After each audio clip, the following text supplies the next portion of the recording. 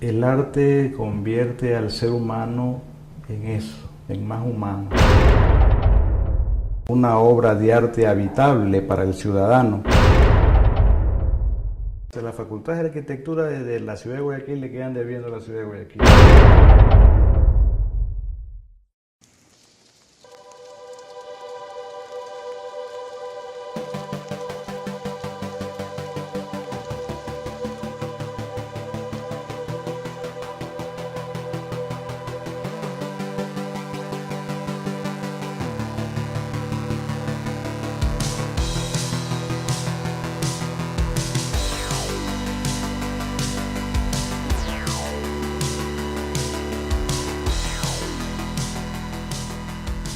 Urbano Guayaquil.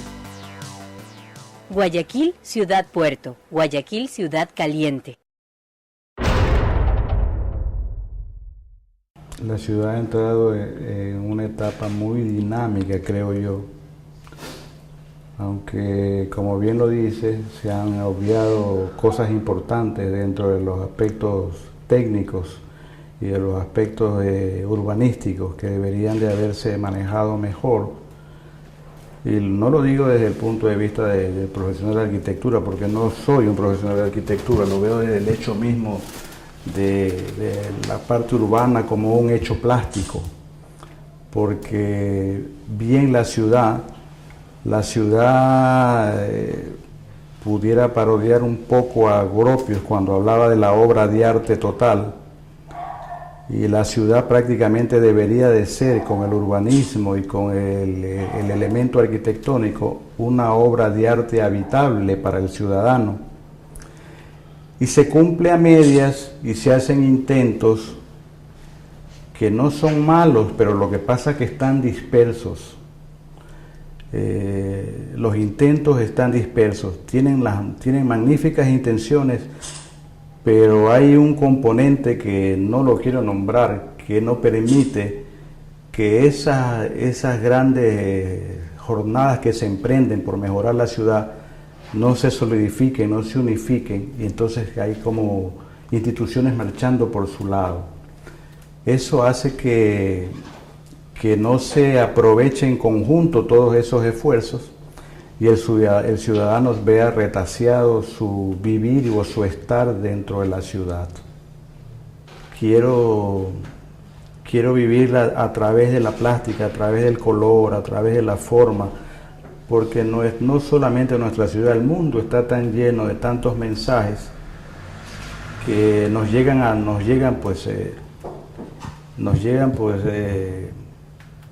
de tanta cantidad y en cortísimos tiempos. Entonces, que ya como artista a mí no me interesa hacer una protesta, porque hay otros medios más directos y no menos válidos que el arte para protestar y para decir las inconformidades. Entonces, yo no pretendo eso, más bien pretendo que mi pintura, la parte artística que yo hago, sea como un oasis para el espectador, para la persona que quiere apreciar lo que yo hago. ¿Y qué es lo que se debería convertir la ciudad en las partes que les tocaría al urbanismo proponerlas? Que se convierta en espacios donde el ciudadano pueda estar ahí.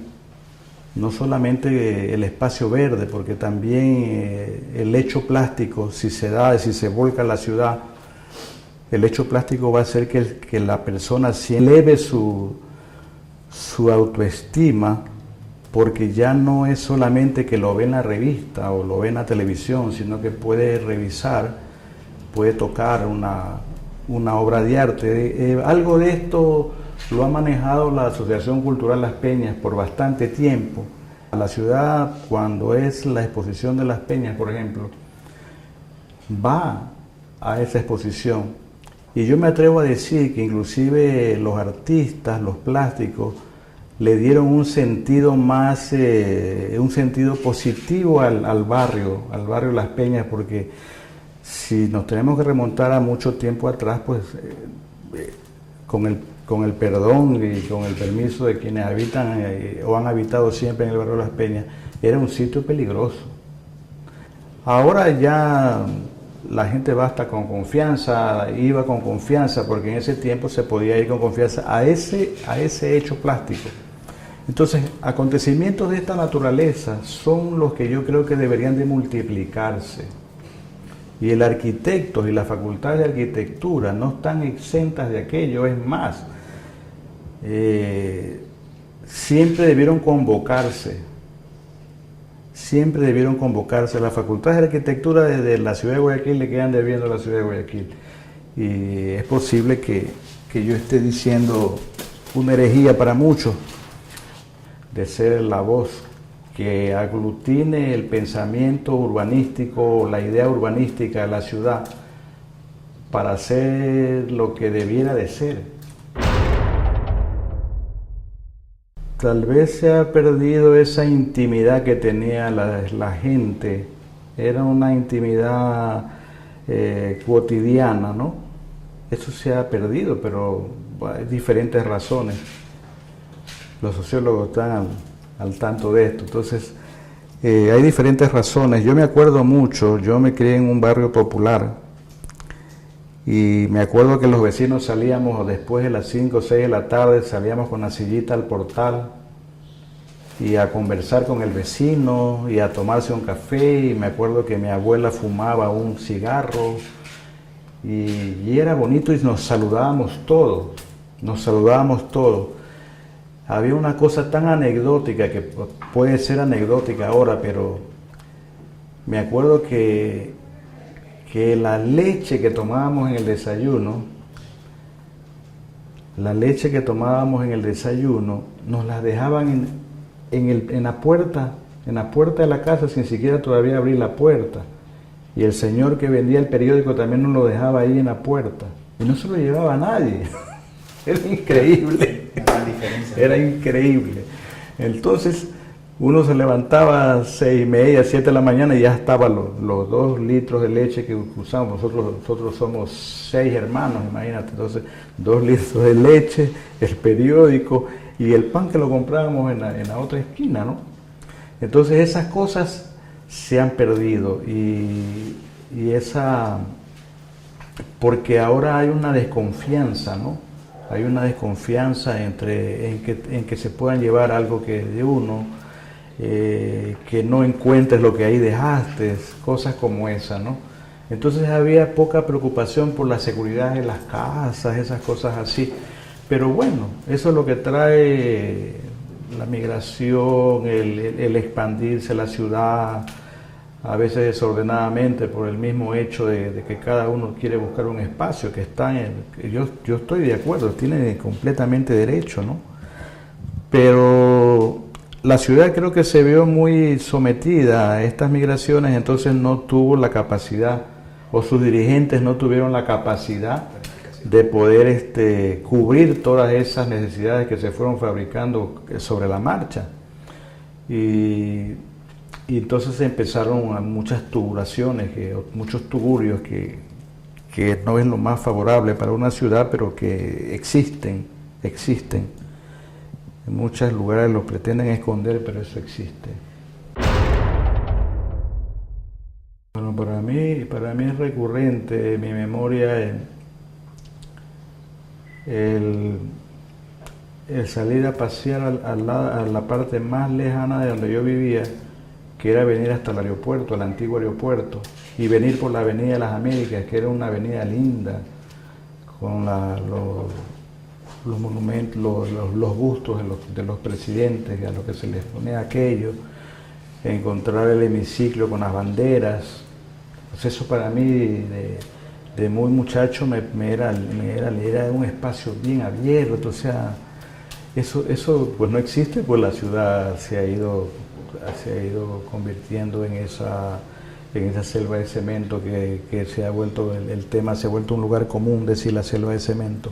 Otro lugar que para mí era completamente agradable era ir a los astilleros que habían al sur, porque como estudiaba en la Escuela de Bellas Artes en Chimborazo y Bolivia, entonces el río o la ría quedaba como a 3 cuadras, es decir, pasábamos la calle Chile, estábamos en el Hoyo Alfaro, inmediatamente estábamos en la ría, en la orilla, y Bolivia, El Oro, qué sé yo, todas esas calles por ahí, habían astilleros.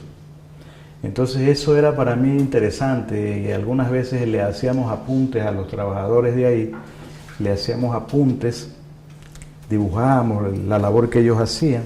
Eso para mí me era sumamente interesante. Y el mismo portal de las construcciones nuestras tenía un soportal muy lindo, con las chazas, esas cosas que no se han podido rescatar totalmente, salvo como lo que fue la ciudad. Las carretas que llegaban al malecón con el chocolate y la comida.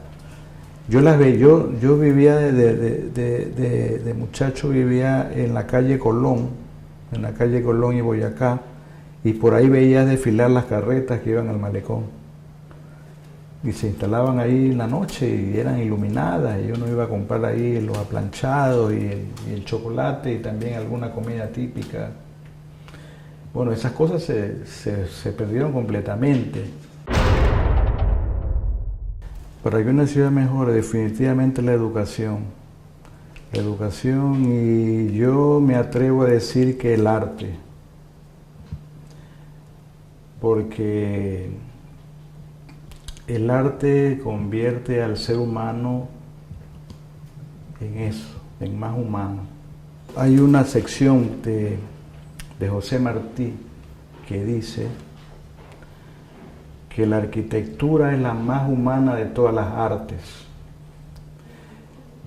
Y yo estoy de acuerdo, porque definitivamente si nosotros nos hubiéramos educado exactamente en aquello, en el arte, y nos hubiéramos educado viendo el arte, seríamos más humanos, más sensibles. La música, porque el arte no es solamente el hecho de la pintura, es la música, la poesía, la fotografía ahora, el cine, ¿verdad? Entonces nos ha faltado aquello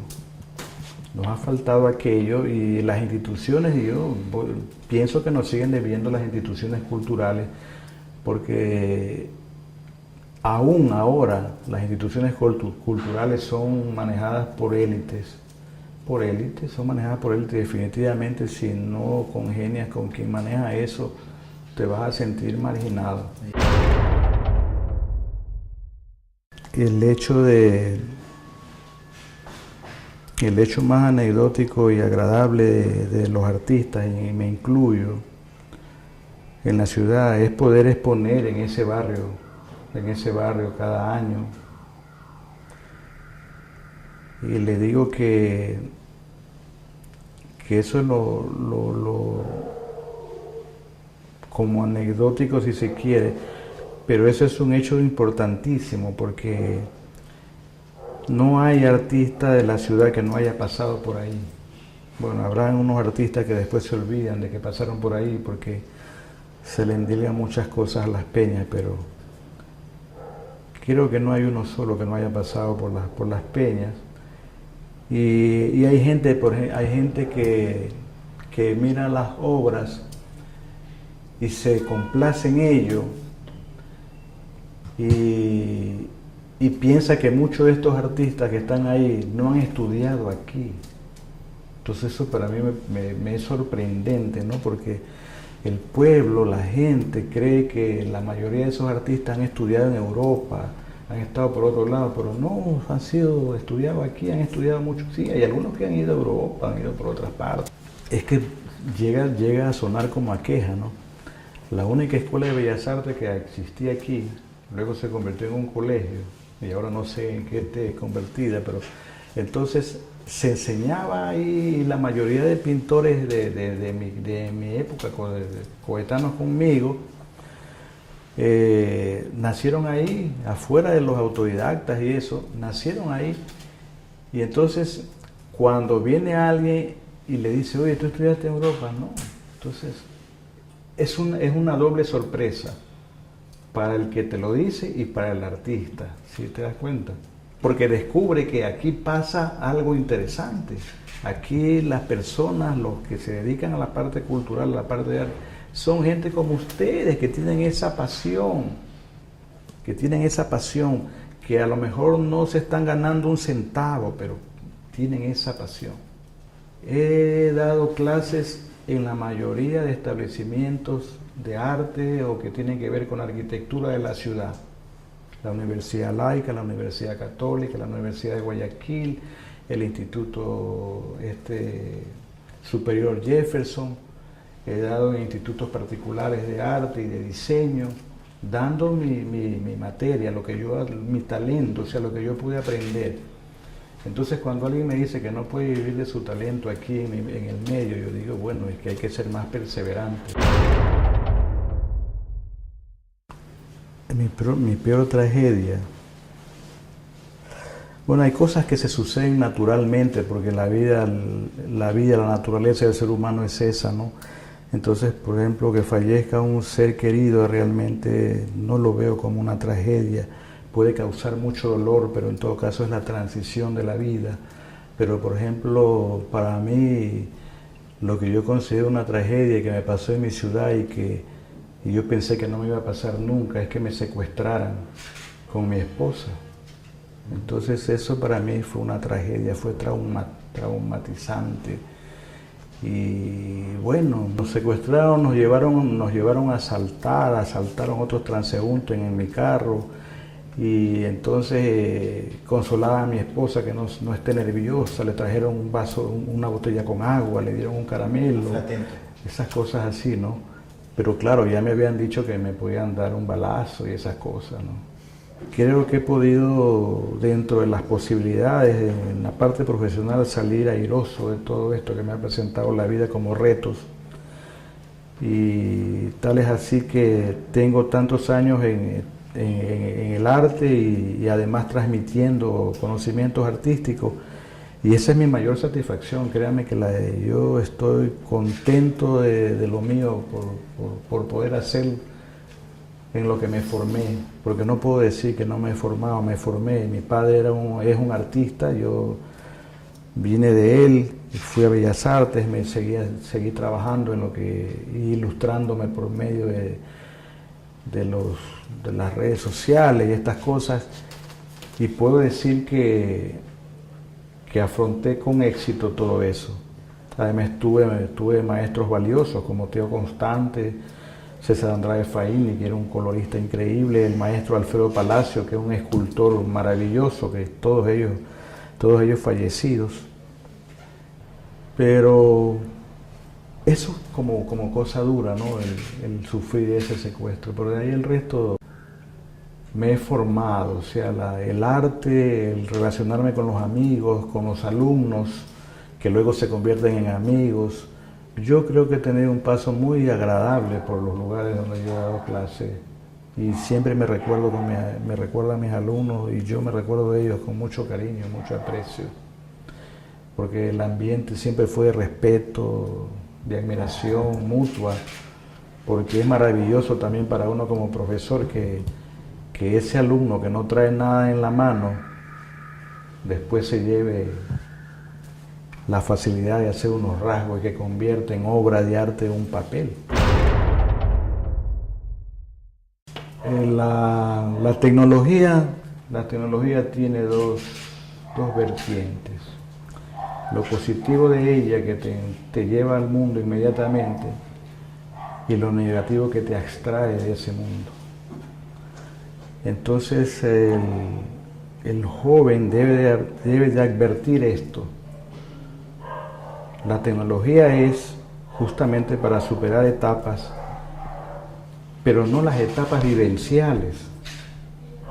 O sea, las etapas personales del ser humano no se las va a mejorar la tecnología. Se las va a mejorar el que él aprenda a sentir.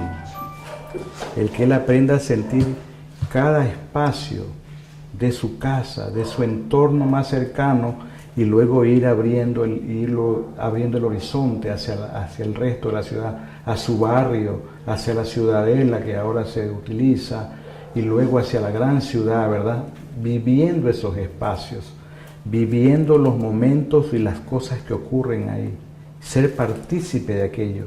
Entonces, él va a poder ver la ciudad de una manera diferente, con la sensibilidad, y lógicamente va a estar dispuesto a aportar. Muchas veces no se puede aportar porque no hay esa vivencia, no hay esa antesala que ha sido la educación, entonces no puede expresar todo aquello que quiere, ¿no verdad? Pero ahora las redes sociales y la internet le va a permitir llegar a una visión más universal, y eso es lo que tiene que aprovechar de la tecnología. Pero la parte humana, la tecnología no se la va a proporcionar, tiene que aprender a vivirla. Y bueno, el entorno familiar es importante. El entorno familiar es importante porque el entorno familiar es el que va a permitir o es el que va a llevar de la mano a este ser a que pueda lograr vivir su entorno, disfrutar su entorno. Hay un estudioso de la pedagogía ruso, Vygotsky, que él hablaba de la zona de desarrollo próximo, es decir, el muchacho tiene su conocimiento, el medio, pero es capaz de eso superarlo con ayuda de otro que tenga un poco más de conocimiento. Entonces, esa ayuda tiene que proporcionársela en primer lugar la casa, la familia, luego ya las instituciones que están centradas en educar al ser humano. Pero esa parte me parece magnífica, ese estudio científico que ha hecho es un psicólogo ruso, Vygotsky, que habla de aquello. Entonces, eso va a hacer que el joven pueda verlo más. Y tiene otro estudio en que habla de la cuestión histórico-lógica. Y es verdad, nosotros nos desarrollamos en el hecho histórico que nos acontece, nos nutre y es lo que nos permite seguir, ¿verdad? Pero ya cuando seguimos, ya no seguimos sin nada, ya seguimos con eso que nos hemos imbuido ahora del espacio, del entorno histórico que nos toca vivir. Entonces hay que aprender eso. Entonces el joven tiene que sacarle provecho a eso. No pensar que el profesor es el paso a saltar para estar mejor, sino el que lo va a guiar a saltar juntos ese paso para convertirse en el ser humano que todos queremos, que viva su naturaleza, que viva su entorno, que viva su ciudad.